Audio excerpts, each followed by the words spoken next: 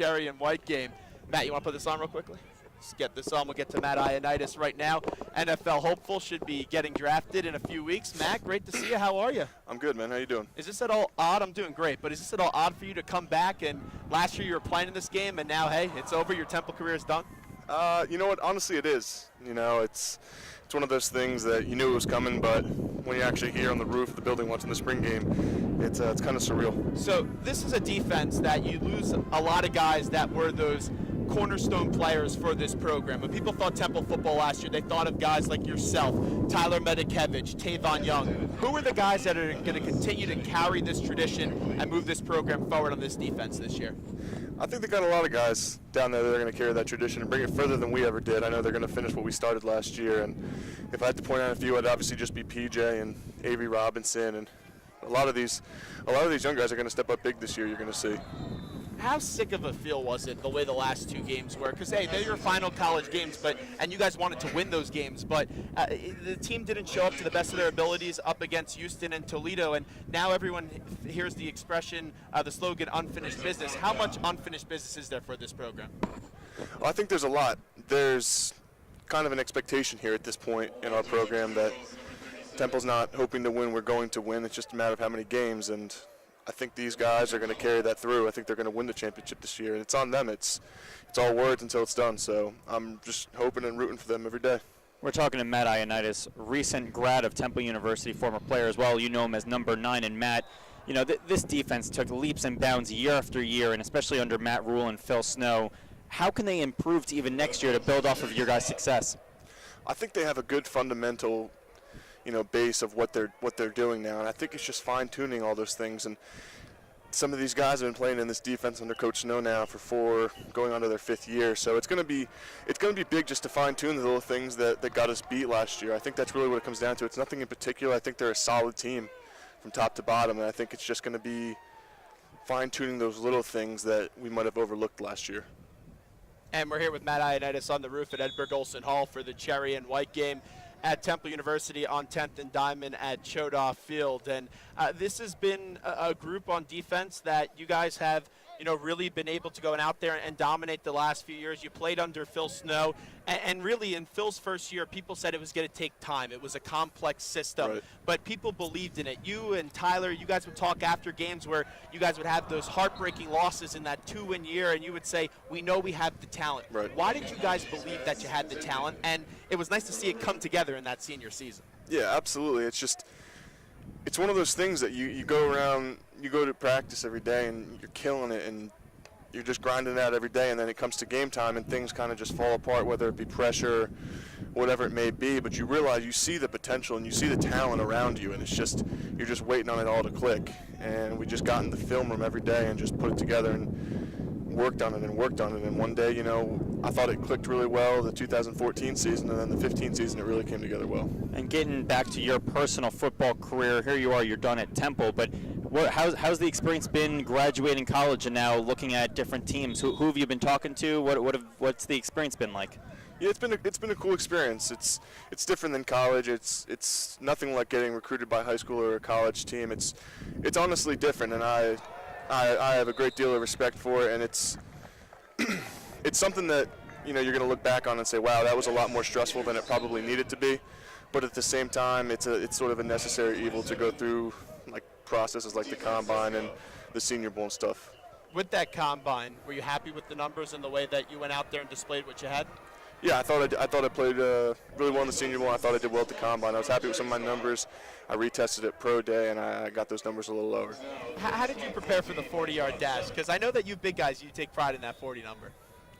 I went down to Florida to train, and they were just they worked you from the time you got there all the way up until the day you left, and it really just comes down to your stance and your 10-yard split.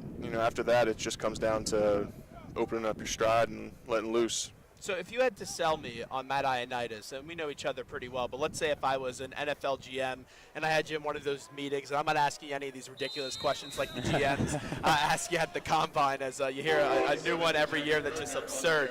But just take me through how you would sell yourself and what Matt Ioannidis would bring to an NFL team. I would just tell him that I'm an incredibly disciplined player who's going to get the job done. going to play well and maximum effort on every play. And really with this Temple football team, it's not every year that you see a bunch of guys have an opportunity to get drafted. How nice is it to be able to share this experience with your peers, with guys like Tavon and Tyler, and go to the Senior Bowl and the Combine with those guys still representing Temple University? It'll be great because this coming year I hope to have even more seniors at the Senior Bowl, and I hope there'll be more guys at the Combine. And anything I can do to help these guys, Coach Rule's guys, which is where I got my start, I'll do anything for this program. And what has been the most important thing that you've learned from coming out of this Temple program as you move forward in your life? I think it just all comes back to mental toughness and competitiveness. That's something that Coach Rule has preached since the day he got here back in 2013. So that's something I know that is gonna help give me an edge going into this next season. Do you have a number in your head on where you'd be satisfied if you had what round you would get drafted in coming up at the end of the month? You know what? I'm just hoping to get drafted. It's one of those things where I'm gonna be happy wherever I go and whatever I end up doing, and I just want to play ball. How are you going to be spending draft day? Because I know that's a crazy process. You hear some ridiculous draft day stories where people think they're going to go in some round, they get caught up in everything, they end up like leaving their house in a dramatic fashion and just go walk on a golf course somewhere. So how are you going to be spending draft day? I'm just going to spend it at home. No party, or I'm not going to be here or anything like that. As nice as it would be, but I'm just going to play it cool.